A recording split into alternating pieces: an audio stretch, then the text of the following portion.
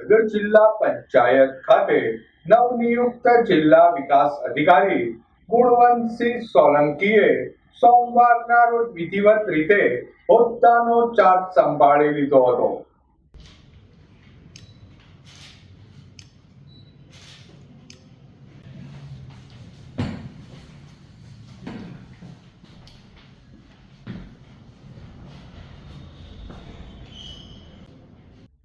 આ અવસરે ઉપસ્થિત અધિકારીઓ પદાધિકારીઓએ નવનિયુક્ત જિલ્લા વિકાસ અધિકારીને શુભેચ્છા પાઠવી હતી.